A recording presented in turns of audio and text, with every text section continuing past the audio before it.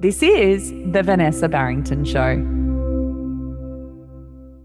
Writing a memoir is one of the most courageous things a person can do, and it's also one of the most complicated. So if you have ever thought, I want to write my story, but I just don't know how to do it without hurting someone, this episode is for you. Today, we are talking about how to write a memoir that is honest, powerful, and fully yours, even when other people are part of your story. Alrighty, let's jump in. Hi, I'm Vanessa Barrington, also known as the Book Doula, founder for Healing House Publishing, psychic medium, and a woman on a mission to heal the world through stories. If you're a healer, coach, creative, or expert, I help you turn your story into a published book and a global movement that builds authority, impact, and legacy. This is not a writing podcast. It's a show where I explore voice, truth, spirituality, and what it really takes for you to trust yourself and share your story with the people who most need it. This is The Vanessa Barrington Show. Welcome back to The Vanessa Barrington Show. I am so glad to have you here. Thank you for listening. I wanted to start today with a question, and I want you to really sit with it for a moment. How long have you been carrying your story? Not writing it, not sharing it, just carrying it. That quiet knowing that you've been through something, you've survived, and knowing that you feel this very deep pull to be able to share your story and that it could help someone, that it's meant to be more than just something that happened to you. If you are listening to today's episode, you probably already know that you are meant to write a memoir. You've known for a while, but something keeps stopping you. And I want to name the most common thing that I hear from women exactly like you, and it's this. I want to write my story, but my story involves other people and I'm worried that I'm going to hurt someone. So I want to find a way to write it without damaging anyone else. Now, for you, maybe it's a partner, an ex, a family member who hasn't done the work. Maybe it's someone that hurt you, someone you love. Someone who would be deeply uncomfortable being named in your truth. And so what happens is the book stays inside you year after year waiting. Here's what I want to offer you today. The fact that your story is tangled up with others' people's stories is not a reason to stay silent, okay? It is actually one of the most important reasons to write, because your healing and the healing of the women who will read your story does not require anyone else's permission, okay? Even though you may feel like it does. Today, I'm going to walk you through exactly how to write a memoir that is full, honest, and powerful, even when other people are in it. And I want to make it clear, this is not a conversation about revenge, okay? This is a conversation about truth-telling as a sacred act of service, okay? The thing is, and the first thing I want to clear up here, because it stops most people more than anything else, is the idea that writing your memoir is something that you are doing to other people. So a memoir, first and foremost, is told through your point of view, through your experience, filtered through your nervous system. It is inherently subjective, and that is not a flaw, okay? That is actually the entire point. Your job as a memoirist is not to document the objective truth. It is to share your felt truth, what was true for you in your body, in your life at that moment. The people in your story are not characters that you are responsible for protecting. As I think it's Anne Lamott says, if people didn't want you to write bad things about them, they should have behaved better. And you're not responsible for protecting others. They're part of your landscape, and you can write about them in a way that is truthful without silencing yourself, okay? Now, there's a legal note that I want to mention here, and of course, you can change names, you can change identifying details, you can change locations. Most published memoirs do this, okay? It does not compromise the emotional truth of your story. The memoir tradition, if we think about Brené Brown, Glennon Doyle, to untold spiritual healers, is built on women telling the truth that the people around them preferred not to say, okay? There is a spiritual contract in writing your truth, and the women who need your story cannot find it if you keep it locked inside. The memoir is not for the people that are in it. It is for the person that will read this story in 10 years and feel like for the first time someone else has lived what they are living right now. Okay. And that's part of the reason why the story won't leave you alone as well. While it may feel uncomfortable to do it on some level, you know that this story is calling you forward because you know it has a purpose. You know it's meant to help other people. So I want you to write 3 sentences right now. No one will read them, that name the thing that you are most afraid to put in your book. And I want you to notice what happens in your body when you do that. The thing is, memoir as a concept is not an autobiography, okay? You are not documenting your whole life, okay? You are illuminating a particular narrative arc. It is a period, a transformation, a reckoning. A memoir is told through the lens of a particular perspective, okay? So there's 3 questions that you can ask yourself that really will help anchor what you're doing in terms of this story. And these questions become the backbone, I suppose, of why you write what you write. The first question you want to ask is, who was I at the beginning of this story? The second question you want to ask is, what happened that changed everything for me? And then the third question you want to ask is, who am I now? What do I know that I didn't know then? The transformation is the book. It's not the events. The events are the vehicle, okay? And this is why that concept of, well, I want to write about my childhood is not yet a memoir. The question is, what did your childhood reveal or break open or transform in you? What is it that you know now as a result of having the childhood that only you could have had? So for healers and coaches, your memoir is often also a framework, okay? The thing that you survived becomes the thing that you now teach. That is not a coincidence. That is the book, okay?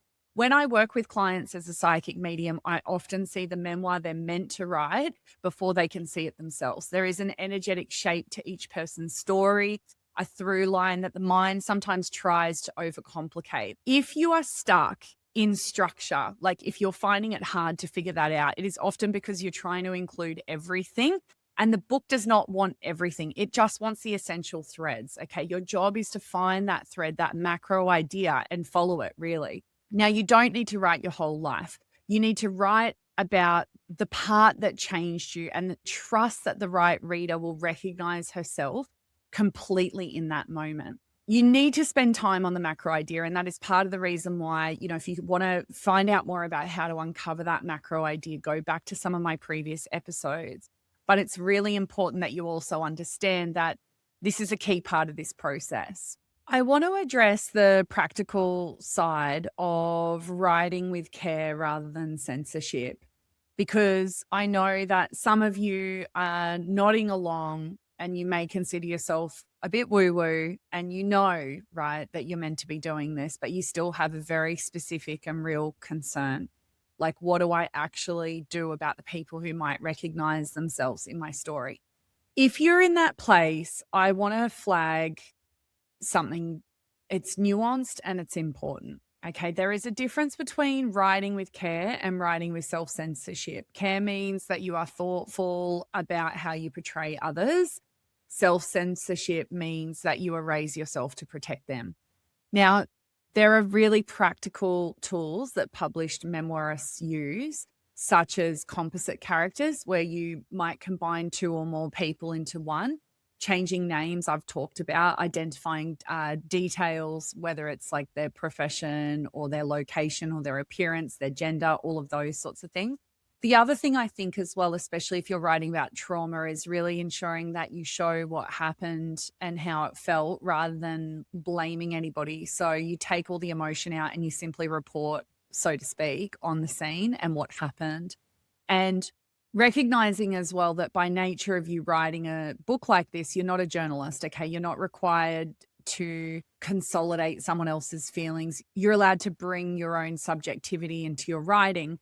But also I would flag that being a great writer does require you to somewhat step back out of your own car, so to speak, and be as fair and balanced as you can be. Many writers, particularly first time, worry about getting it wrong. And, the thing is about memory is it's a very slippery, like memory is a slippery thing.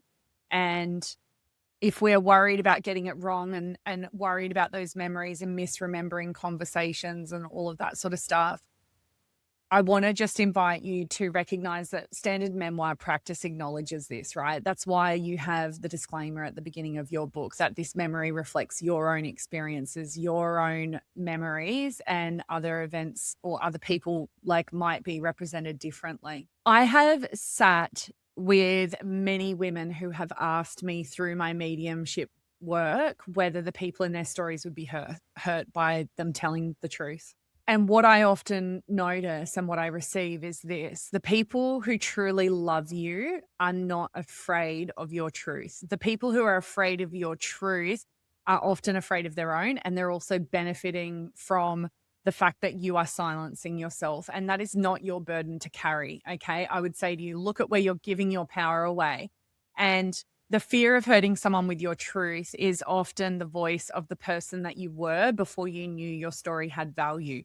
That voice is not your editor. It is your wound. Okay.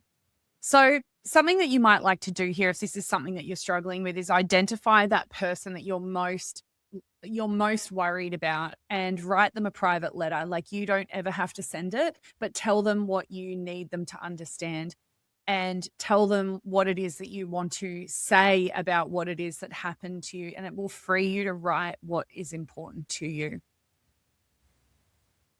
Before I close this episode, I want to name something really honestly, because I think that it is the thing that most people dance around, and I'm not interested in dancing. You probably get that sense from me.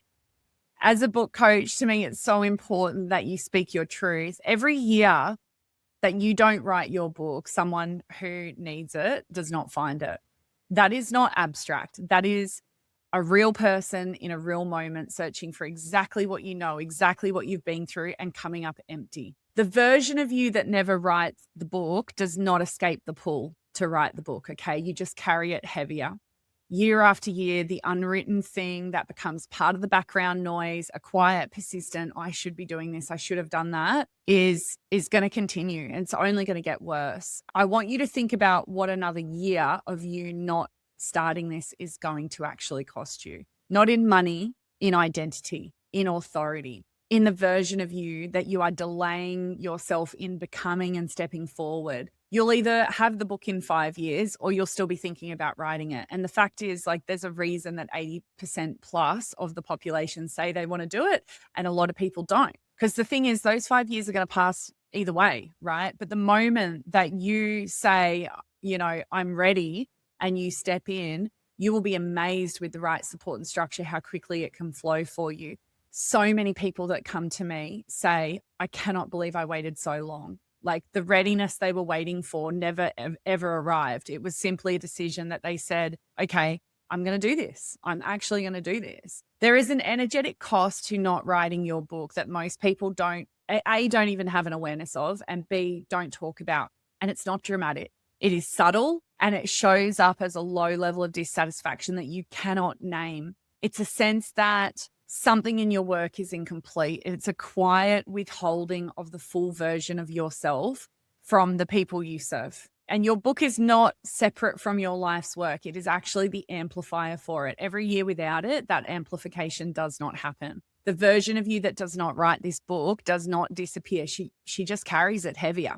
So something that I would invite you to do here is ask yourself honestly, if I look back in 5 years and I still have not written this, what will that have cost me? Not in money, in identity, in impact, and write it down. You need to look at the consequence of not taking action, because honestly, there's always a benefit to us staying stuck. And until you can acknowledge how it's benefiting you, but what it's costing you, you won't tell the truth. Hopefully that helps you just to start to understand, there is so much we could go into with this episode. If this is something that you've resonated with, leave a review, let me know, and I'm happy to dive more into this, because I know this is an area that people find very, very tricky. I know, and I recognize it's a real challenge to write your story and to know that you're going to put your soul on a platter, so to speak, for the world to judge. If you walked into this episode feeling like your memoir was too complicated, too tangled, too risky to write, I hope that you are walking out of this conversation knowing something different. Your story told in your voice does not require anyone else's blessing, okay? It just requires you to show up at the page. And if today has confirmed for you what you've quietly known for a while, that this is the year This is the season. This is the moment. I do not want you to close this episode and go back to waiting. Okay.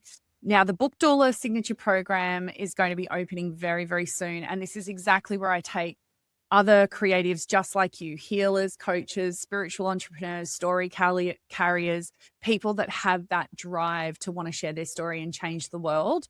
I take them through the entire process of how to write, edit, publish, and then promote the book. So when you join me in this program, you're really getting the structure, the support, the strategy, and the energetic dimension of authorship that no one else is talking about. The wait list for the program is open right now. I'm going to I'll put the link in the show notes. And if you would like to be the first notified when doors open, make sure you go and get yourself on that list. And if this episode gave you something today, will you share it with one other person that you know is carrying a story or has said that they want to write a book one day, because they may not know that they need this yet, and you do. Okay. So I want to thank you finally so much for being here. I hope that you gained something from today's episode. Love having you guys here with me. I wish you all the best with your writing. Let me know how you go. And finally, I just want to really implore you, please don't let others or an unintended consequence that hasn't even happened yet, or a fear of the future that hasn't happened, or something that happened in the past that no longer is in your reality, continue to drive your creative process. You can move through this fear. The only way through it is to actually go through it. Wishing you all so much success with your writing. If this episode resonated with you, I'd love for you to leave me a short review. Much love, and I will see you guys next week.